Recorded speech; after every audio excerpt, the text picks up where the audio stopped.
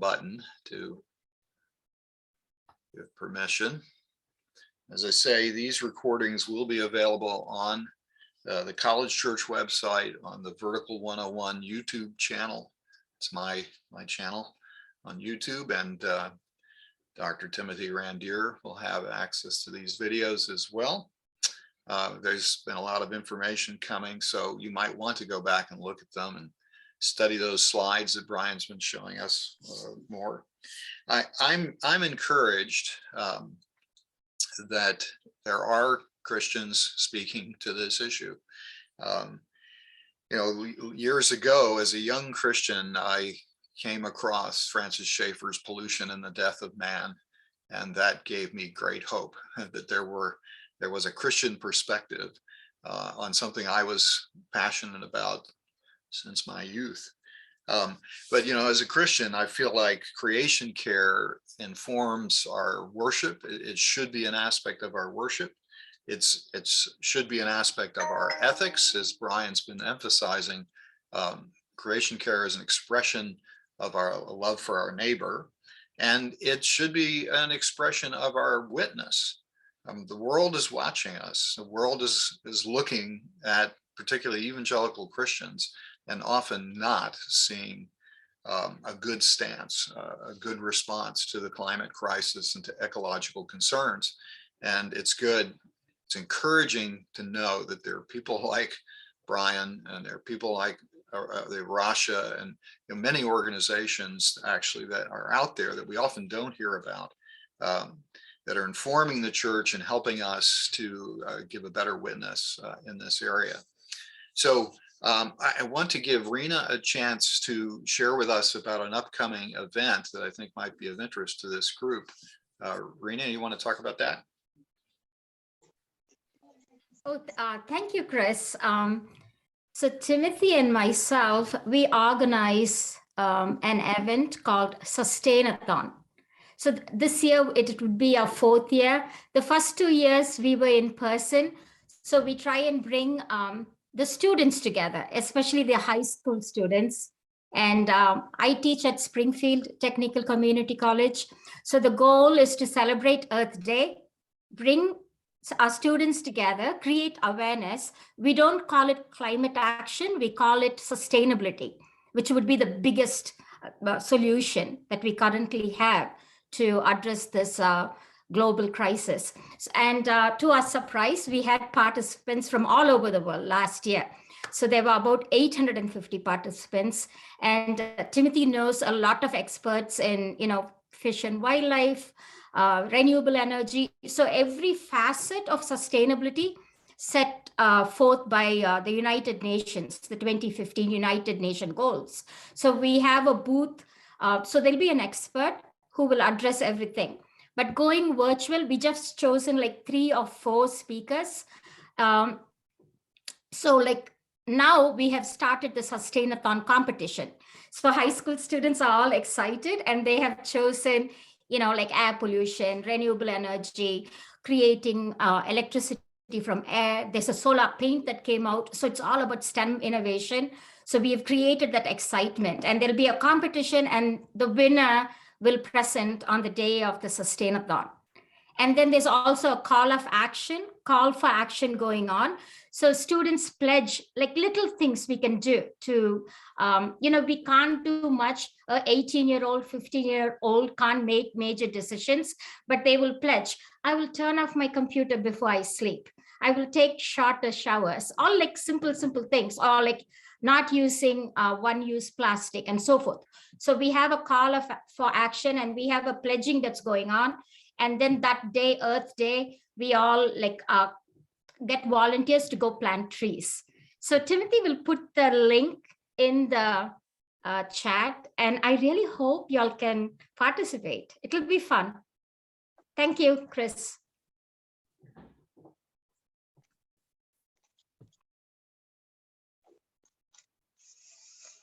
You're muted, Chris.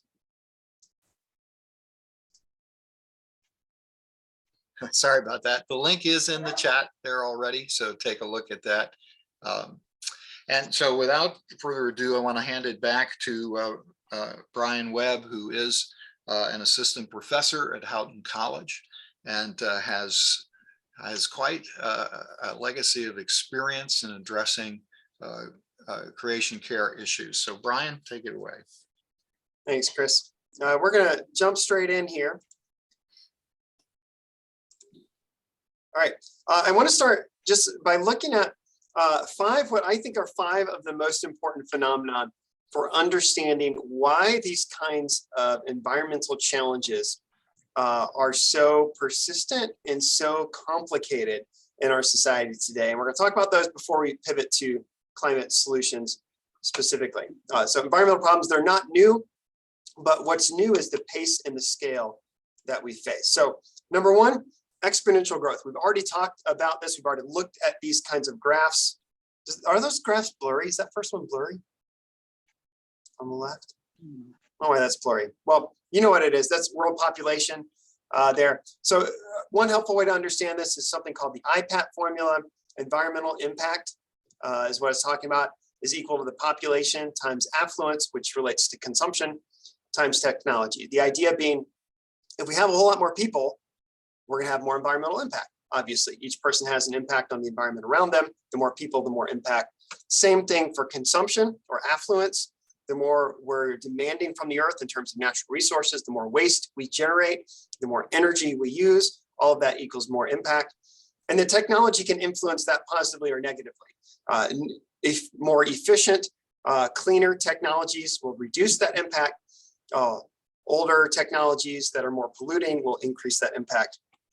So obviously, with population going up and affluence going up significantly, we see environmental impact going up quite a lot as well. So exponential growth has a significant influence on environmental challenges, distancing the fact that we are much more removed from the environmental problems around us, that compared to 200 years ago, where people were face to face with the impacts in the environment. If a village chopped down all the trees around them, everyone in the village understood you had to go further to get more wood. If the tanner in the village polluted the water stream that everyone drank from, everyone knew that and could hold him accountable. So there was an accountability built in by having closer, more sort of localized economies, whereas now we're very distanced from the impacts around us. The decisions that we make have impacts on the other side of the planet in so many different ways. The fuel we use to power our vehicles comes from somewhere else, not anywhere near us. The electricity we use is being generated by somewhere far outside of our local community. The materials that were used to build our homes and all the things that we have in our electronics all have impacts on the other side of the world. So we have become distanced and lost the accountability to know the environmental impacts of our choices. A concept called the invisible present simply relates to how changes, the pace and scale of changes, are outside the normal human experience. So while over a long period of time, you can think back and say, yeah, the winters are warmer than they used to be. I can tell that. But from a year-to-year basis, it's difficult to perceive that because our normal human perception can't gauge year-to-year variations and notice it. It's only by looking at data over a long period of time that we notice that. And that's a disturbing trend. But we can't perceive it right in front of our eyes because it gets lost in the invisible present. I have animations on this one. Let's just pop this up. Tragedy of the commons. You probably have heard of this concept. You could spend a whole hour talking about this, but we won't. The basic idea behind tragedy of commons is the idea that when a resource is freely available for anyone to use, then that resource will inevitably be exploited to the detriment of everyone using that. So the classic original example was a commons in a medieval town. The idea being that everyone in the town can graze their cattle on the commons, but the commons can only support so many cattle. But each time an individual adds another cow to that commons, that individual reaps all the benefit, even though they're further degrading the resource for everybody and everybody suffers together.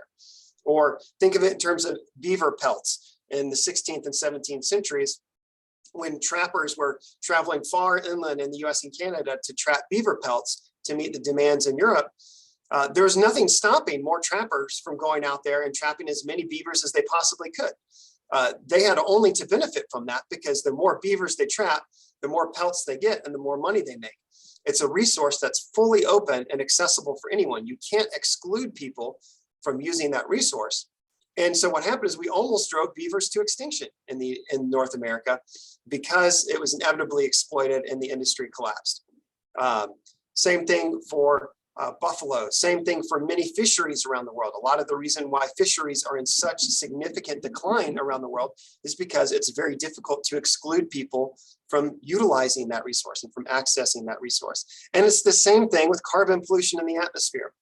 You can't effectively, without aggressive government regulation, prevent factories from emitting carbon dioxide in the atmosphere, or cars from emitting carbon dioxide in the atmosphere, or the many millions of sources of greenhouse gas pollution. This is an open access resource. The atmosphere is freely available for anyone to emit greenhouse gas emissions into it. And so it's inevitable that there will be a disruption to that system that is to the detriment of everybody using that system. In this case, it's a global commons resource, so the entire planet is impacted by that. So common pool resources, or tragedy of the commons instances, are particularly difficult to address, especially when they're on a global scale, because it's so difficult without a regulatory scheme that involves managing how people use that resource. It becomes very difficult to manage that. And then number 5, which Anne was referring to previously with her question, economic externalities is a concept that explains why we see why there is sort of a discrepancy between the costs paid for fossil fuels and the cost paid by society because of that. And fossil fuels aren't the only example on that, but it's an easy one to think about. So for example, the price of a gallon of gas around us is about $3.50 right now.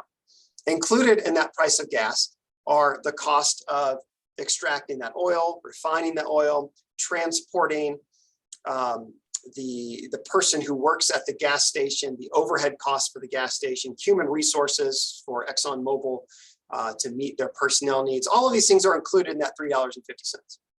What's not included in that $3.50 are the human health costs that come by burning that and having pollution in the atmosphere, the asthma that impacts some child who wouldn't have had it if we weren't burning fossil fuels, the healthcare cost for dealing with that child's asthma, or the climate change impacts that come, the flooding, the droughts, the wildfires that are exacerbated because of that carbon pollution and all the costs associated with that, or the pipeline leaks that need to be cleaned up and that the government pays to clean up, or that communities are negatively harmed by that because of those leaks. All of those costs are not reflected in that $3.50. Somebody pays the cost, but it's not the oil companies. So economists refer to this as an externality. And this is a big part of the problem for why we are still using fossil fuels and haven't transitioned to renewable energy. If the full costs of those impacts were included in the price of fossil fuels, as they should be, then fossil fuels will be much, much more expensive, because the reality is they are very expensive for society, but they are effectively being subsidized because those costs are borne by other people. Same thing for secondhand smoking would be another good example. So some people who, because a relative of theirs that lives in their house smokes, they end up getting lung cancer and having all kind of costs that they have to pay through no fault of their own, but because somebody else made a decision that impacted them negatively. So that's what an externality is, and helps us understand. So once you pull all of these in together, you see that there's a whole set of things that make this extra complicated.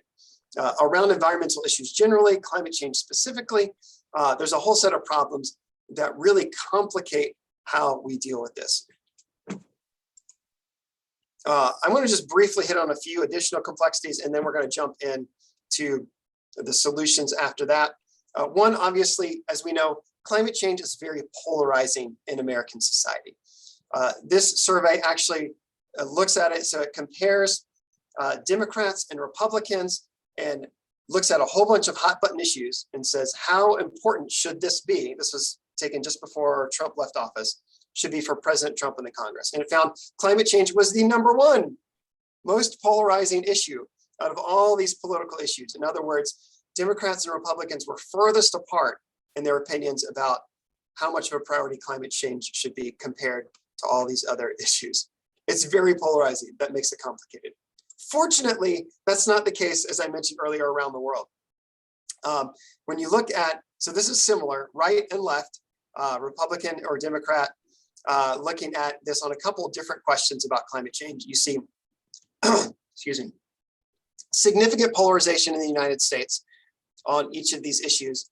You don't see the same polarization in most other countries. As I mentioned before, Australia also has pretty far, they're less polarized than we are, but still have some pretty big distances. But most other countries that are represented don't have that same level of polarization. There's some differences, as you would expect, because political ideologies always lead to different differences.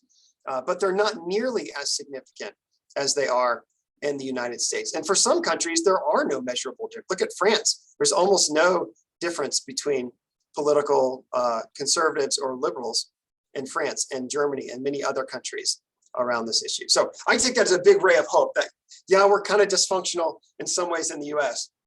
Fortunately, a lot of other countries don't have that same kind of polarization like we do. So that's good.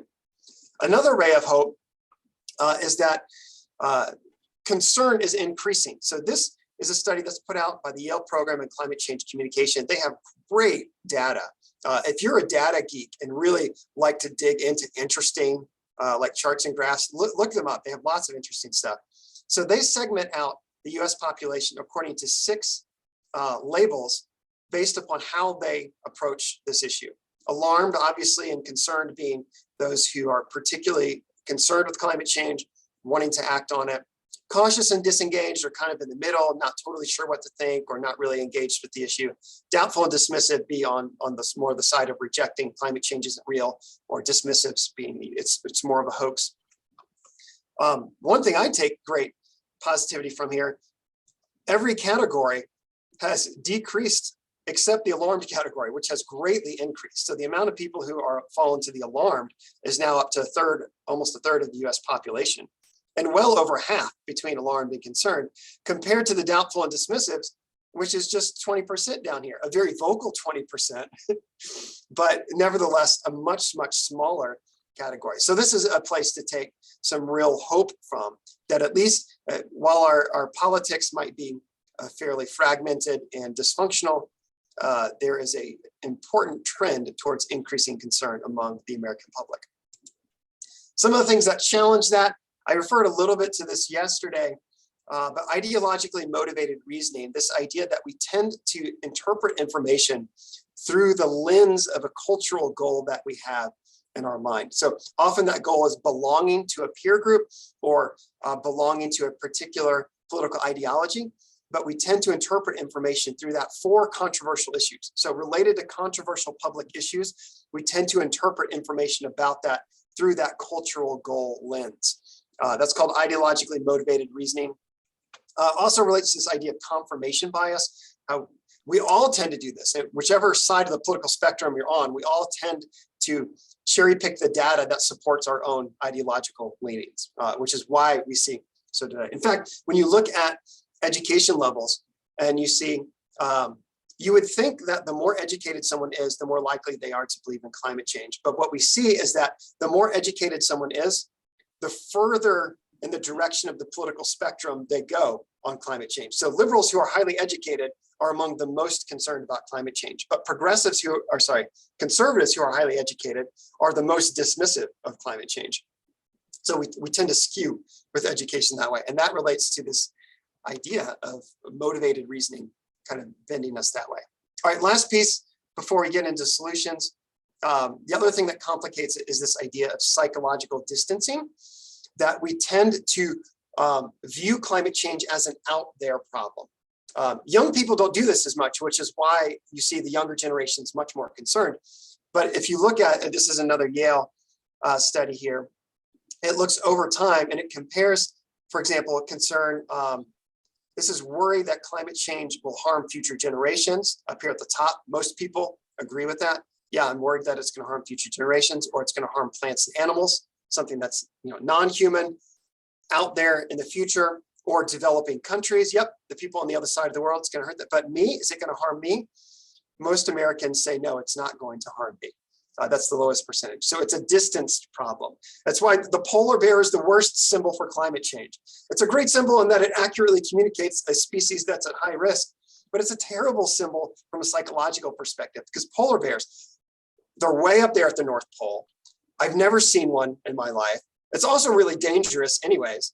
So it's something that people don't care about. So what it communicates to people is climate change is one of those out there problems that's really distant from us. So that's all at play. That complicates it too. All right, let's stop talking about why it's complicated and start talking about what we do about it. So when you hear the term, here's another one where you pick up your phone or open your tab there and follow those instructions to respond to the poll. But when you hear the term climate solutions, what comes to your mind? And if you weren't with us earlier, try to make it one word or a hyphenated word is the best way for this to work well.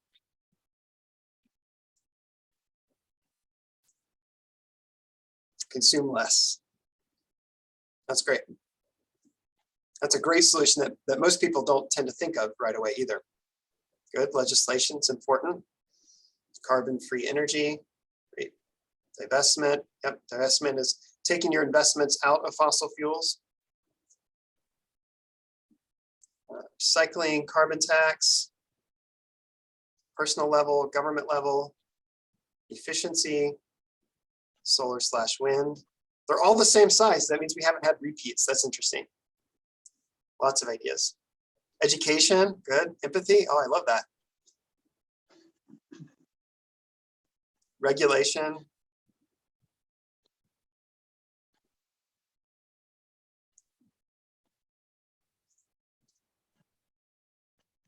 Food, great, that's good.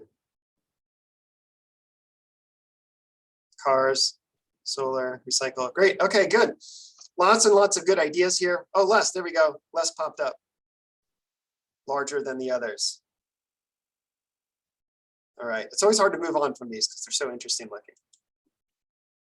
All right, we're gonna look at solutions from a few different levels. We're gonna start with technical solutions. So basically, what kinds of changes do we need to make to society to address this problem? And how feasible are those changes? So that's where we're gonna start. Then we're gonna look at political solutions because as many of you noted in that word map there, legislation, regulation, carbon tax, these are all pieces of the pie that we have to include because of tragedy of the commons. Without some sort of political solution, we'll never actually be able to solve this because as individuals, we can't fix climate change on an individual level. Individual action is critically important, but it won't actually solve the problem. So we need political solutions, but we also have to act individually as well. And that's where we're going to end on with what we can do on an individual basis. Okay, not sure if you've ever seen this before. Look it up if you want to later. Project Drawdown is the most comprehensive look at how to quantify what climate solutions are out there right now. So Project Drawdown, they look at only the technology that's available today. So this is not some like in the distance, nuclear fusion kind of thing that doesn't really exist yet. They look at solutions that currently exist and to what level can we scale them to actually solve this problem. So it's a great resource. They've got a website with tons of interesting data. We're going to look at some of that here together in a moment. But starting with, this is another way to visualize the problem of what's happening. So on the left here, we see, emission sources. So these are the places that greenhouse gas emissions are coming from on a global scale. So about a quarter of that is from electricity production, about a quarter from food and agriculture, 21% from industry, we got transportation, buildings, and some other stuff. So all of these emissions, this is what's going into the atmosphere right here. On the right side, these are carbon sinks. So sinks being things that store carbon, pull carbon out of the atmosphere. So for example, land sinks, we know that trees sequester carbon, so does soil. And so these are sinks that pull carbon out of the atmosphere. The ocean does as well. A lot of carbon comes out of the atmosphere into the oceans, which is part of the problem with ocean acidification, by the way. Nevertheless, the ocean serves as a sink as well. The problem here is that we have more sources going to the atmosphere than sinks right now. This is why that blanket of heat trapping gases is thickening, because we have more sources than sinks. So Project Drawdown looks at this and say, what are our solutions? Well, there's two categories. One is we got to decrease sources. And two, we got to increase sinks. And by a combination of decreasing sources and increasing sinks, we can find balance in the atmosphere to help solve this problem. So here's their framework visualized. The size of the bubble, by the way, relates to the maximum potential emission reductions. So this is how many reductions are possible within the different categories. So they break it down, each of the different sources by category, break it down the sinks by category as well. And then there's an extra one, improving society. This has to do with health and education, kind of the more intangible aspects of it. So looking at this, let me ask you guys, what stands out to you when you look at these solutions? These are the broad categories. We'll look at some of the more specifics in a bit. But as you're looking at these broad categories, what kinds of things do you notice here? What's the potential to fix it?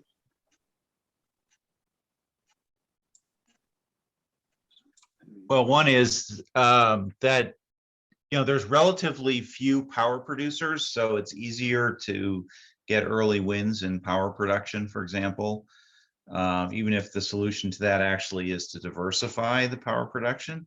And then also agriculture is, both on both sides of it, right? It's both a sink and a producer. So, there's ways to balance that. Great observation, David.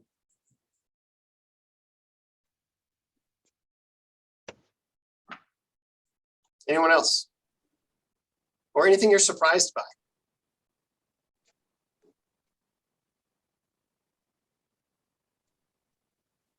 Thing about this graph is it makes it look like most of the improvements are in a few bubbles. Or sorry, in what levels? In a few different bubbles. Oh, yeah. Yeah, there's some bubbles where there are really big opportunities available there.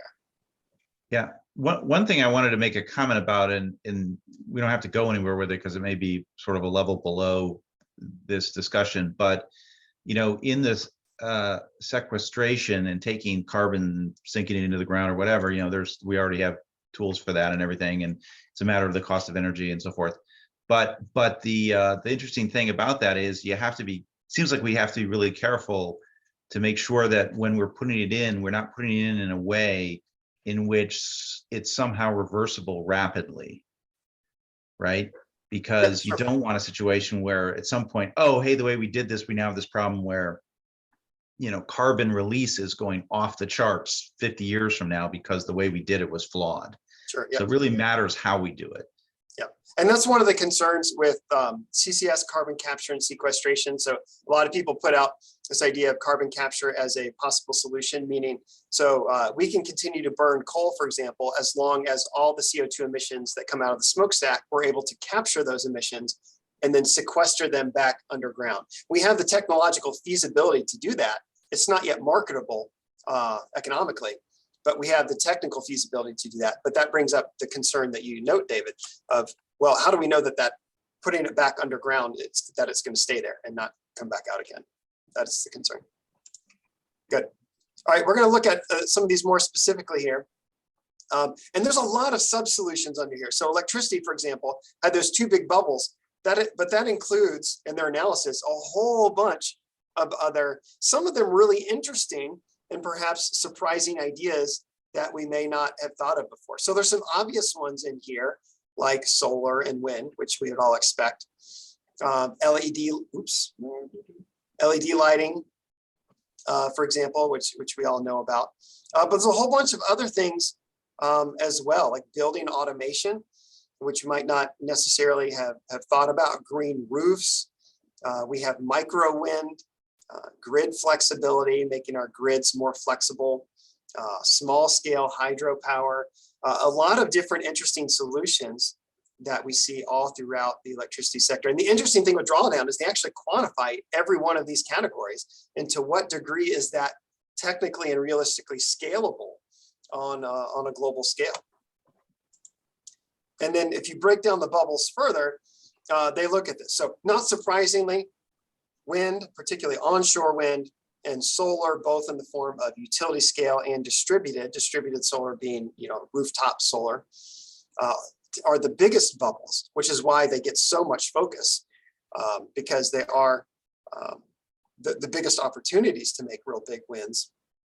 But there's a whole lot of other stuff as well. Concentrated solar, by the way, are the ones that you sometimes see, not in person, but maybe in the movies, where it's a bunch of mirrors essentially reflecting solar onto a central tower that collects that energy and then uses that to run a turbine. Those are only viable in places with really significant solar exposure, like around Las Vegas or the Mojave Desert or Morocco or Spain. There's not many places in the world where concentrated solar is viable, but solar photovoltaics work a lot of places. Even here in cloudy, wintry Western New York, our 2.6 megawatt solar array here at the college has saved us $300,000, even here in Western New York. So those are great solutions for many places. You know what was not on that solution chart? If What's we get to more or less room temperature superconductivity, you avoid all the power loss from transporting the electricity. There's we produce so much more power than we actually are able to use. Right. And of course, distributed power is one way around that, right? If you produce power at your home and you use it there, then you don't have that loss. But doing that would enable someplace like the Sahara Desert, which is largely considered a wasteland, becomes like one of the biggest power producers on the globe, right? Yep, that's a great point, David. About 7% of electricity is lost just in the transmission. And that's why you see things like microgrids up here. Microgrids are this idea that rather than the US is built around the system of massive electrical grids that serve huge spaces of land, microgrids are focused more on much more localized scale. This idea being that if your energy production is much more localized, then you don't have those kinds of losses on a significant degree.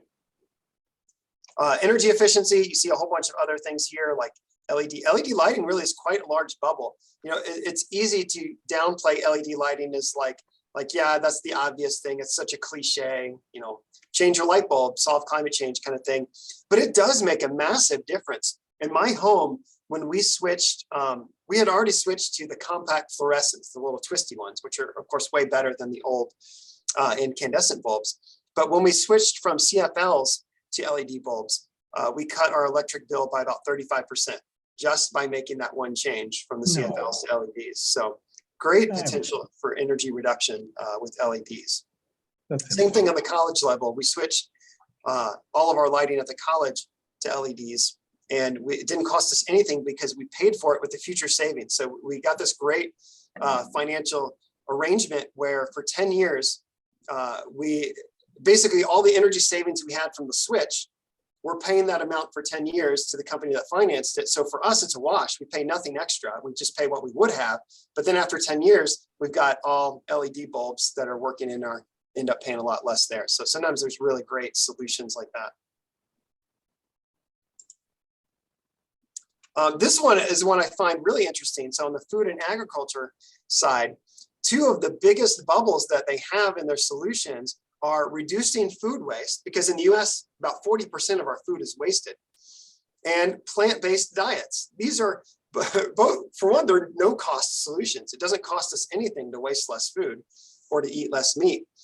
And two, they're good for us, and they're really big potential solutions from a climate perspective as well. If you think of all the energy that goes into agriculture and food production, then wasting less food has a significant impact.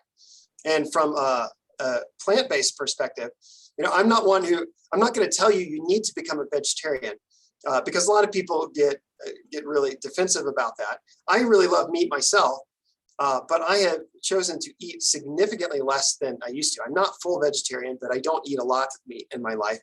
And this is exactly why, because meat production has huge environmental impacts, particularly beef production, largely because of the methane from the livestock industry. Methane is 30 times more powerful heat trapping than carbon dioxide.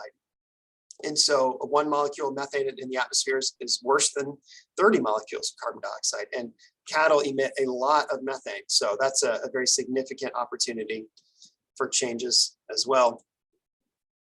From an industry perspective, the biggest thing here is refrigerant management. So when we switched from ozone depleting stuff like chlorofluorocarbons as refrigerants, which was we needed to, because otherwise, what was it? If we hadn't solved the ozone problem, we would. I just read something the other day. You would get sunburned in 4 minutes, I think, going outside if we hadn't eliminated chlorofluorocarbons. So we fixed that. That was a real environmental success story. No. But unfortunately, we switched from chlorofluorocarbons to other substances that still have significant global warming potential. So the refrigerants that we use right now are in many cases thousands of times stronger than carbon dioxide at trapping heat. So, but we do have solutions out there as well.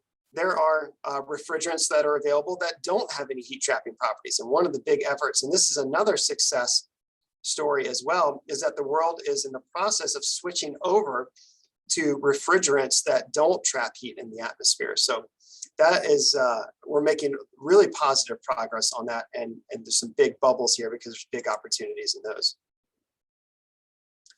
Transportation, we have a lot of transportation opportunities. Incidentally, electric cars, while a reasonable size bubble, is actually smaller than a lot of other opportunities like shifting to public transportation or carpooling, really shifting away from more personalized vehicles toward more use of mass transportation is really where the biggest opportunities come from. Unfortunately, in the US, our system isn't set up very well for that. But again, that goes back to the question earlier about Europe and how in Europe, their carbon footprints are a lot lower because they already have a lot of these alternative forms of transportation in place. And lots of opportunities with land sinks as well. We talked about the importance of tropical forests, rainforests earlier. So restoring those is really important. But on the agriculture side, there's a lot of real interesting practices available there. Conservation agriculture, agroforestry is where you intersperse trees in with agricultural production in a way that allows for more tree cover and more tree growth without decreasing agricultural production. Silvopasture is grazing animals amongst trees so that you can have more trees out there as well. So there's a lot of interesting ideas related to agricultural practices that can lead towards good solutions as well.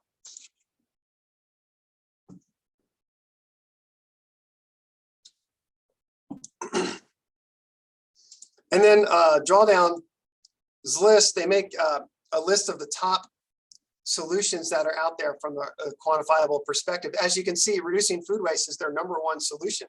Most people, would think, oh, it's solar or wind, and those are high up. But reducing food waste is your top from their perspective, and they really do rigorous science to look at this. What's your best way to address climate change? Will stop wasting food is right up the top list, and switching to plant-based diets, #3 there. So very significant opportunities from some simple alternatives there. And then a few key takeaways from their report. #1, we can do it. This is achievable. They only look at things that already exist, that we already have the solutions in hand, and it's realistic to scale them up. So their most important insight is this is possible. Second, there's no magic bullet. There's no one thing. It's a mix of a lot of different things working together to be able to solve this. Lots of co-benefits that come along with it. As we implement these solutions, we're going to have much cleaner air, much cleaner water, much healthier lifestyles. So it addresses a whole lot of other human problems along with it. It's not just solving the one thing, but there's a lot of co-benefits that come as well. And the cornerstone of it is the energy transition, switching from fossil fuels to renewable energy really is the cornerstone of how we do this. Okay, switching from technical solutions to political solutions, on a global scale, the most important piece of this really is the Paris Agreement. I'm sure you've heard of this from the media, but the way that the Paris Agreement functions, so one of the most important things to come out of it is a globally agreed upon temperature target. So initially it was a 2-degree temperature rise, limiting global warming to 2 degrees of temperature rise, ideally aiming for 1.5 degrees. So initially it was 2 degrees. The most vulnerable, climate vulnerable countries all pushed really hard to say 2 degrees is too much. We're already being negatively impacted. We need to keep it to 1.5. And over time, the global community has really shifted towards more talking about 1.5, even though, as you'll see, we're already a long ways of the way there to 1.5. Universal participation is what it revolves around, and plans to increase ambition. I'll mention each of these here in a moment. So state of the Paris Agreement, every country in the world signed on, literally every single country on the planet. There's only a few that haven't ratified it. Most of those not significant economies, some not surprising like Iran or Iraq, but every country in the world has signed it, and every major economy in the world is actively participating in it, including Russia, including China, including India. And some of these countries we can criticize for not doing enough with it, and that's a fair criticism, such as the US up until this past year. We could definitely criticize for not being actively involved. And part of that, that's why it was so significant when President Trump pulled us out of the Paris Agreement, is we became literally the only country in the world not party to the Paris Agreement. And when there's 197 countries that all agree on one thing, and one country, which is the largest contributor to that problem, not taking part in that, it's kind of problematic from a number of perspectives. So universal participation, every country is involved, but with different levels of responsibility. So you look at where the culpability lies for carbon emissions. Some countries like the US or the EU or China have very large portions that we're responsible for. And so the idea being that those countries make carbon reduction goals commensurate with their level of responsibility, whereas other countries, much of sub-Saharan Africa or many countries in Asia, have much less responsibility towards causing it. And so their capacity is lower to be able to respond, and but so is their contribution as well. And the way that participation looks like is through something called nationally determined contribution. So every country, really the foundation of the Paris Agreement is that countries make carbon reduction goals. There's nothing mandated in the Paris Agreement. There's no legally binding instrument. It's not a treaty. There's nothing legally binding in it. But what it does is countries come together and say, this is my goal. So France comes to the table and says, this is what France is going to do to reduce our greenhouse gas emissions. And Zambia comes to the table and says, this is what Zambia is going to do. And the US puts their goal out there, and Russia puts its goal out, and everybody puts their goals out there. And collectively, we all look at that, and that allows scientists to say, okay, these goals will get us this far towards limiting global warming, but we need to do more. It also allows us to use peer pressure to be able to encourage countries to do more. It gives us a mechanism for countries to continue to work together to try to encourage one another to do more to progress on this. We can't force nations to reduce their carbon footprint. That doesn't work. But we know that we have to work together on a global scale to address that. So that's exactly what the Paris Agreement does. The world convenes together every year at the COP conferences, the UN climate conferences, to negotiate on how we're progressing on those goals. How can we increase our ambition on those goals as well?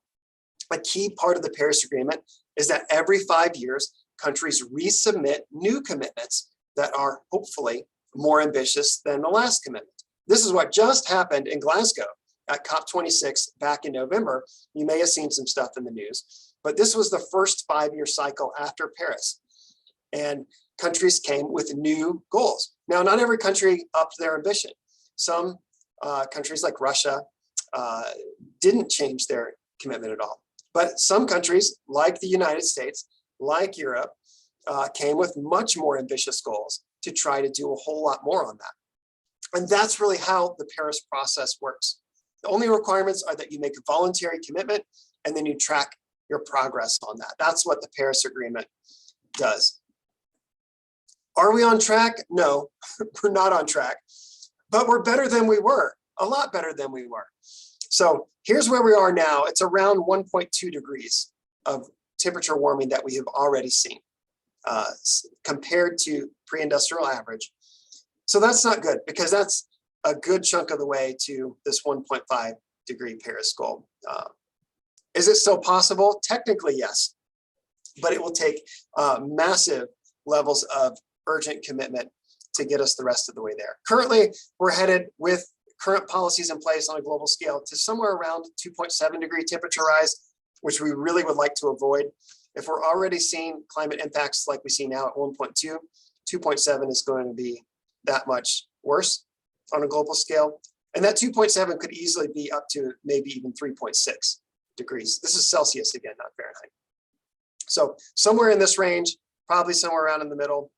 The most optimistic scenario, based upon if every country fulfills all the commitments that they've made and actually follows through with them, which is probably not likely, that gets us to about a 1.8 degree temperature rise, which would be good, but not really good enough. So we have more progress to make, but that's exactly why the Paris Agreement has that regularly increasing ambition built into the process. So it's a super imperfect process, but it's one that is better than doing nothing and is helping the world get there slowly.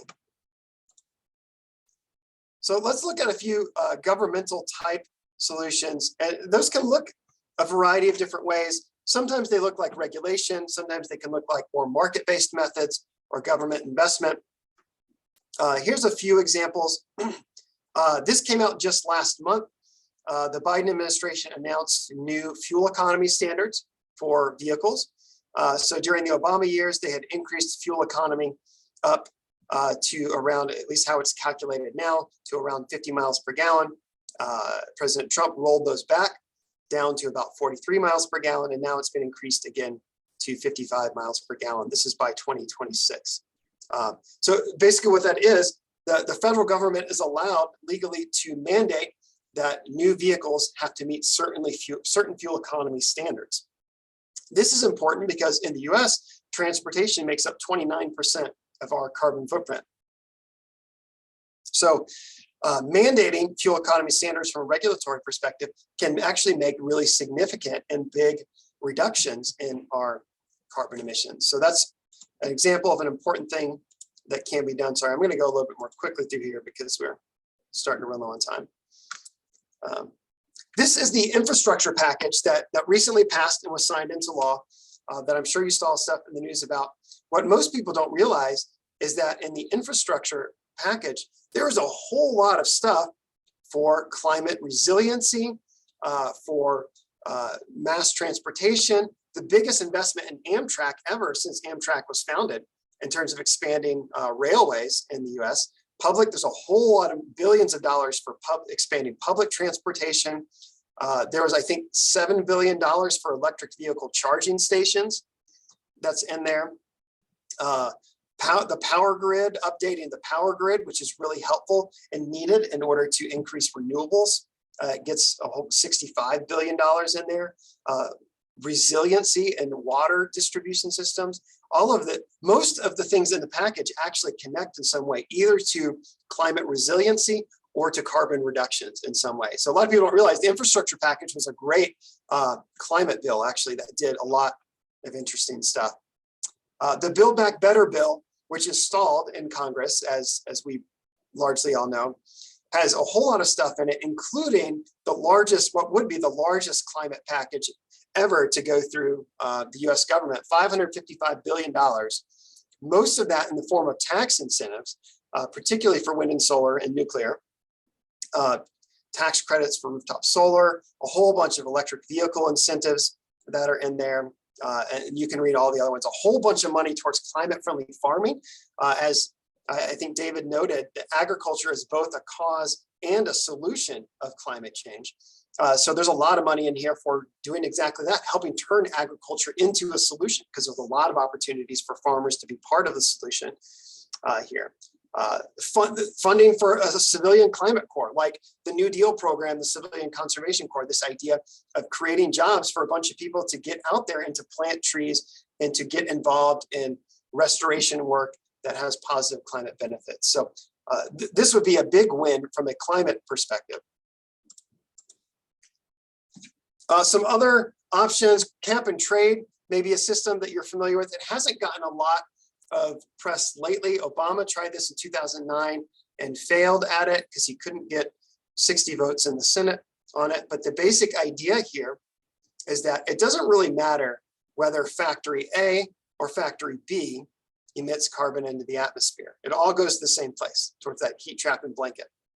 So if you set a cap for different industries, so think of these as power plants. If you set a cap for power plants of here's how much emissions you can emit, because we need to reduce our carbon emissions, and power plant A only emits half that, they can sell this leftover allowance to power plant B here, because for whatever reason, for B, it's a lot more expensive, let's say. Maybe it's an older factory, it's a lot harder for them to make the changes necessary to reduce to the cap. Instead of reducing to the cap, they can simply buy these allowances from somebody else who did reduce to there. It's a very economically efficient way of addressing the problem. We saw this with acid rain, with President H.W. Bush signed in a cap and trade program to deal with sulfur dioxide emissions, and it was highly successful and much cheaper even than the government estimates put it as. So very effective type solution. My personal favorite political solution is something called a carbon fee and dividend. This is a solution that a group called Citizens Climate Lobby actively advocates for. And I would definitely recommend looking at this. The idea is you put a fee on fossil fuels at the point they enter the economy. So the oil company or the coal mine or the gas company pays it. So the spot it enters the economy, that's really just a few thousand entities, fossil fuel producers and importers. So the fee there, that fee obviously is collected by the government, but rather than going into government spending programs, 100% of that fee gets distributed back to American households in the form of a dividend check.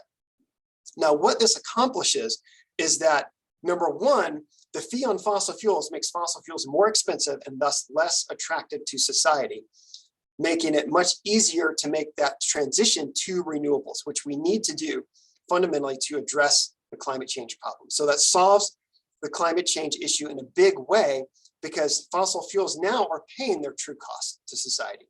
Going back to that idea of externalities, now they're paying their true cost to society because we put an appropriate level of fee on them. Unfortunately, that cost trickles down to us initially. Gas is going to get a little more expensive at the pump. Your electric bill is going to be a little more expensive. That's where the dividend check comes into play. Because that's getting distributed back to American households, that dividend check offsets that additional cost. And for the majority of households, they either it's a break even or actually have stand to gain financially. And low income households actually gain much more, because low income households tend to have lower carbon footprints. So they are less hurt by the fee that's put there and more benefited by the dividend check. So they actually stand to gain from that as well. So yeah, that's the basic idea that we have here. Sorry, I'm running low on time, so we're gonna have to keep going here. What can you do? I want to hear your ideas on this. So why don't you pop in the chat or jump in and share what are your thoughts on individual level solutions that you can take to make a difference? What's realistic for you? Stop using single-use water bottles. Great.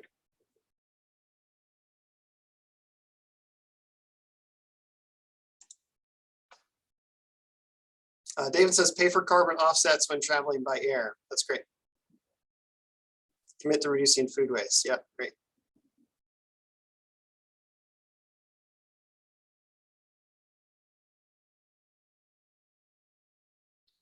Switching to heat pumps. Yep, heat pumps are great. In most places in the country, it is better from an environmental perspective to use electricity compared to like gas for your car. So like the question with electric vehicles often, if you live in West Virginia or Wyoming, electric vehicles are worse for the environment currently, but most places in the country, certainly Massachusetts, certainly New York, it's much cleaner to go with an electric vehicle, or in this case, an electric heat pump than gas heating. Consume less, teach others, solar panels, yep, reduce, reuse, rethink. Yeah, purchasing electricity through solar or wind programs, and most utilities offer options to pay a little bit extra to get renewable energy instead of just the standard grid stuff. It's usually not much more. I think the one I've been using is about 1 cent per kilowatt hour, which really doesn't come out to be that much more on my bill. It switches to renewables. Here's just a few thoughts that I would throw up as suggestions to do. And what I would encourage, we're about at our end of time here, and I want to give you a chance for more questions too. But what I would encourage you to do would be to pick one of these things and make that your thing for the month. So when I first really got interested in climate change as a problem, I decided I was going to make one change every month and only do that one change, rather than feeling overwhelmed at the many things I could be doing. I'm just going to start, say, by changing my thermostat 1 degree this month. And next month, I'm going to do something different. I'm going to start meatless Mondays next month. And next month, I'm going to switch out my light bulbs to LEDs. And by doing it at a 1 a month pace, it was manageable for me to make those changes, and a lot easier to do it, and a lot more impactful in the long run. I'm going to skip. Here's a few organizations I'd recommend that you look at to get involved with that I think are fantastic organizations that do good work around climate change and creation care. These three are Christian organizations. Citizens Climate Lobby is not a Christian organization, but they're my favorite of the sort of advocacy political side of things. Really worth looking at. And then lastly, want to plug my course. I teach an online course. If you want to take it for credit, you can do that. You got to pay to get credit for it, but we offer it for free in webinar format. It starts on March 9th and really is a much deeper dive into everything that we briefly covered here this morning.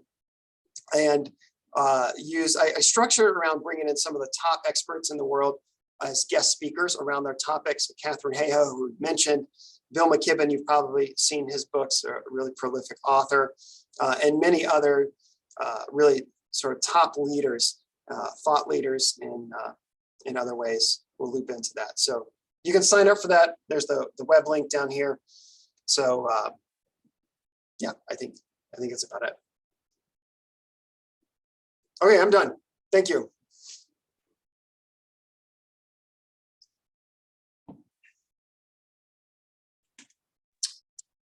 Well, we're not going to just suddenly end here. If you have questions or comments, jump right in. Feel free to unmute and let's hear your voice. I have one comment that I feel pretty strongly about. I've been involved as an arborist my whole career, and I love trees.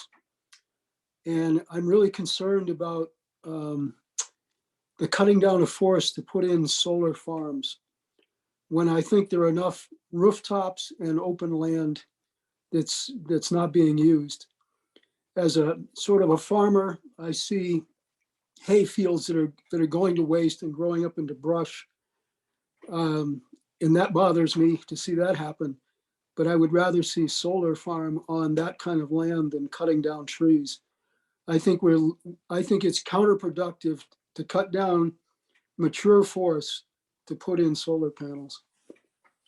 Yeah, I agree with you, Bob. And I don't know this. I haven't looked at the data on it. I suppose my impression is that most solar farms end up going into, like you said, empty fields or perhaps agricultural spaces and not into forests. I could be wrong in that. I'm not totally certain. Certainly the solar arrays that I'm familiar with, that I've observed put into place or been part of, that's been the case. Like here at Houghton, it went into some empty agricultural space. But yeah, I agree. It's not necessarily very helpful to cut down forests in order to put solar panels in. Well, here in Western Massachusetts, they're cutting down forests, and some of the things that are being created, the problems that are being created is incredible water runoff. It's damaging adjacent properties, and it's a real mess. I mean, it's one thing if you do it on existing cleared land, then you're not really affecting the water runoff. So there's an organization locally, it's called Smart Solar Shutesbury, that's trying to work with the state government, because I don't understand what's happening, but somehow there's a money incentive for solar companies to cut down these forests. And I don't understand why that's happening. Yeah, well, I agree that that's problematic. Can I add to that? So in Massachusetts and New England, we have most of the forests are privately owned. And so the incentive to sell that forest to a solar company to clear it and put a solar panels, I think there's a lot of economic motivation. And that might be one of the reasons. It's generally coming from the landowners. I think Bob's comment on using open land, so there is a push towards dual use solar. That means you use solar but also grow like some other crops below it, or have some dairy cattle below it. And so dual use is also becoming very prominent. They also are using those same solar fields for pollinator gardens. So all the solar are edged with pollinators, and so you have some sort of a multiple ecosystem services generated. That's great, Tim.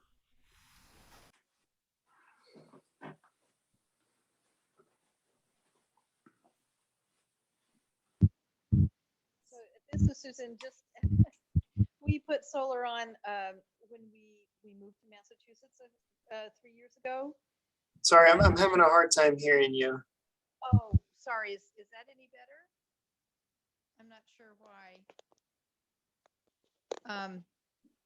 Not so important. That's okay. There we go. No, I heard you there. Oh, okay. Yes, we put on solar when we moved to Massachusetts a couple of years ago. One of the surprising things is we in March will have gone 2 years without paying an electric bill, and we are largely an electric house. And we put in heat pumps and different things, but I didn't expect it. We've had solar panels one other time with a limited use, but I've been amazed at how effective they've been. That's great. Thank you, Susan. That's fantastic.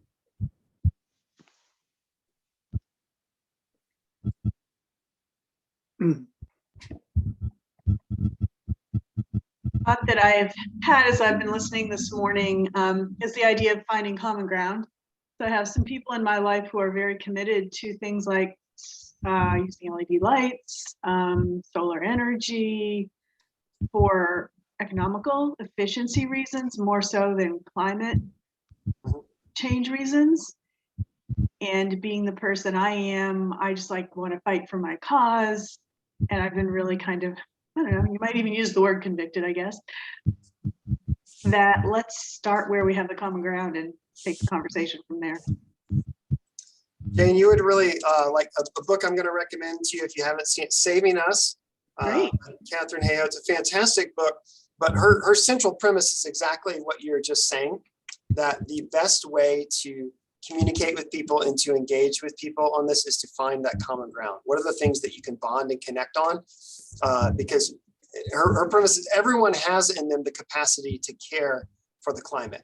We just need to figure out what that is and find a way to connect with that value that they have there. So that's a great perspective. Let me take a quick moment to plug a few other books as well. So Saving Us, Catherine Hayhoe, one of them. Another one, if you're really interested in the climate justice concept that we talked about earlier this morning, Mary Robinson's former president of Ireland. This is a really easy to read It's got like 10 chapters, each of them standalone. You can read each chapter in about 15 minutes. Focuses on a different person around the world. That's a great book. Future We Choose. Christina Figueres is the author of the Paris Agreement. This is a really hope-filled and inspiring book, talking about what does it look like? What are the changes we need to make as a global society to address this problem, and how can we do that? The phrase she uses is stubborn optimism, which I really love, that idea of stubborn optimism. Like, yeah, we're in a really bad spot, but gosh darn it, I'm going to stick to my stubborn optimism and we're going to fix this. And then if you really want to do a deep dive in theology, Steve Boomer Prediger's For the Beauty of the Earth, really fantastic theology book around creation care that's well worth. Incidentally, these are the 4 texts that we're using for my course as well. So I picked them because they're some of my favorites.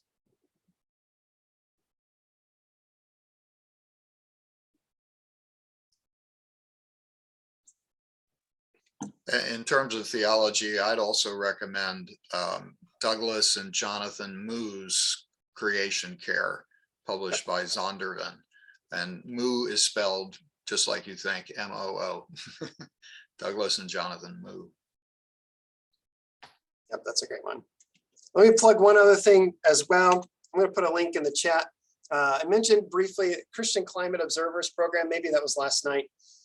This is a program that I co-founded, and what we do is we take Christian leaders to the UN climate conferences every year. We actually get badges, official UN badges, so you can go in and be observers to the proceedings.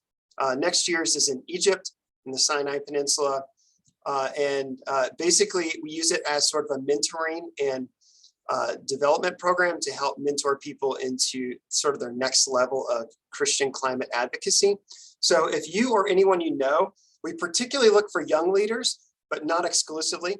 But if you're interested, or you know someone who might be interested in really having a transformational experience where they can, honestly, we've had people meet, I mean, some of our participants have met some of the most significant world leaders in person there. We had one person who ended up becoming an author on the IPCC report because of connections that he made. There, we had half our groups had a 1-hour sit down with Al Gore in November this last year to talk with him, which was a really interesting experience. So it's a great opportunity for somebody to really have a once in a lifetime kind of learning experience.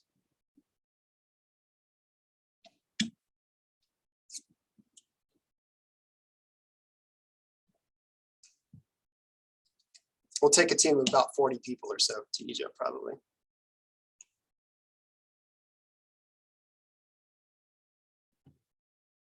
Any other questions or comments?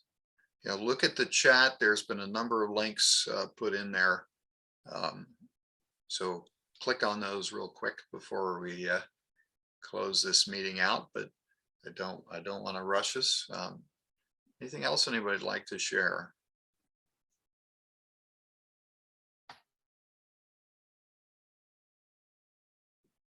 I'll just say thanks for hanging with me. I know it was a lot of content. I rushed through some things pretty quickly. I think I overcommitted to how much I wanted to cover. Hopefully you found it interesting and informative. And I'm glad you feel free to reach out to me anytime. Let me just put my email in the chat here. Feel free to write me if you'd like to touch base or connect on any way. But this has been fun. I've really enjoyed connecting with you guys. Yeah, you can also, if you lose Brian's email, you can track him down through me or through Bill or through Timothy. Yeah, please feel free to do that. I really want to thank you all for participating in the weekend and for your enthusiasm and support of this event. And thanks, particularly to Bill and College Church and to Dr. Randier for co-sponsoring this. And Brian, we just can't thank you enough. We really appreciate you taking this time.